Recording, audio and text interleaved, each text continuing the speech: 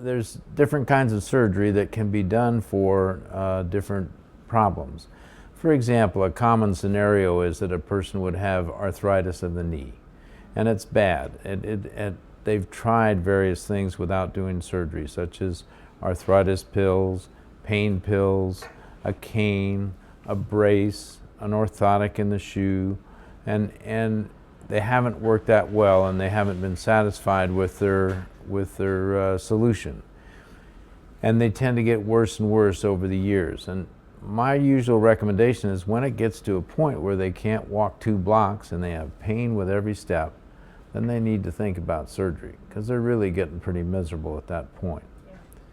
But say for a patient with arthritis of the knee, well, there's 3 common surgeries that are done for that kind of problem. One is the arthroscopic surgery, and that's where we make small incisions and go in and we'll clean out the knee, and we'll take care of damaged joint surfaces, and we'll take care of loose bodies that might be floating around in the knee, get rid of scar tissue, get rid of torn meniscus, and oftentimes that'll give them a significant relief. If the damage isn't too bad, then that kind of surgery usually works pretty well. Then a second type of surgery for arthritis is the knee joint replacement. And in that case, it's a bigger incision. They have to stay in the hospital longer. They have a little bit longer recovery period. And so it's a bigger deal. But on the other hand, for a more advanced arthritis, that's going to do a better job than the arthroscopy. So we talk about that, and we give them an idea of those 2 kinds of surgery.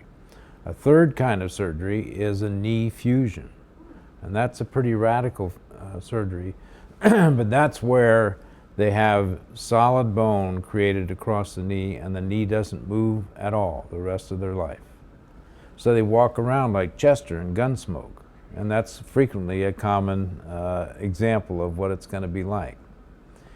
But the point of explaining that to them, although most people would not be interested in a knee fusion, it's important for them to realize that that's the only operation that's really strong. They could do heavy manual labor with a knee fusion. They could do pick and shovel work, but they couldn't do that with a knee replacement or knee arthroscopy. So they begin to get a look and a feel for what their surgery is going to do and what it can't do. And that's an important concept for them that comes up in that discussion of the various alternatives. And we usually explain to them that we rarely do a knee fusion except in a patient who is a young man who has to do heavy manual labor. And then that may be a strong consideration in that particular example. Similar kinds of scenarios are we talk about in the hip surgeries. Somebody who has end-stage arthritis of the hip. Again, they've gotten to the point where they can't walk 2 blocks. They have pain with every step. They're really miserable. They're using a cane all the time. There's 4 kinds of surgeries that can be done for that problem. One is a surgery that is usually not done in the United States, but it's actually fairly common in underdeveloped worlds. And that's the so-called resection arthroplasty. And in that case, what we do is we go in and we simply take out the ball part of the hip joint, and they live without a hip. They actually can walk on the big muscle that goes between the pelvis and the thigh, and they can get along pretty well. They can sit, they can drive, they can do a sedentary type of job, but to get around walking, they have to use a crutch in their opposite hand all the time. But it's a simple operation. It doesn't take very long. It's a small incision, and it's an option. A second type of operation is what's called a hemiarthroplasty, and that's where we go in and we replace half of the joint. And that's usually replacement of the ball part of the joint. And that will work in certain kinds of damage to the hip. For example, if there has been damage to the ball part of the hip joint, but the socket is still okay. A third kind of operation is the total hip replacement, where we replace the ball and the socket. Again, that's probably the one that gives them the best chance at a good hip. And they can get around well without a cane or a crutch. And they do very well, and their pain is much relieved. The downsides of all of the total joint replacements, however, whether it's a total hip or a total knee, is that they can wear out or get loose after 15 or 20 years. And that's about the time frame that we have to expect them to possibly get into trouble. And if that happens, then they may have to have a revision surgery, and to get another 10 or 15 years out of a second joint replacement.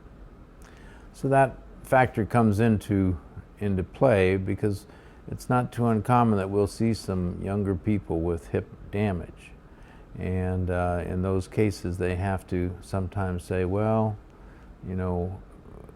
if I do have a hip replacement, I may have to have a second or third one before I die at age 90. And that's sort of the time frame we have to be thinking about as we plan out their life for their hip reconstruction. That's not a problem in a 70-year-old, but it is a problem in a 35-year-old. So we have to consider all those things. The last kind of surgery for that hip person is the hip fusion. And that's, again, where we make it solid bone across there.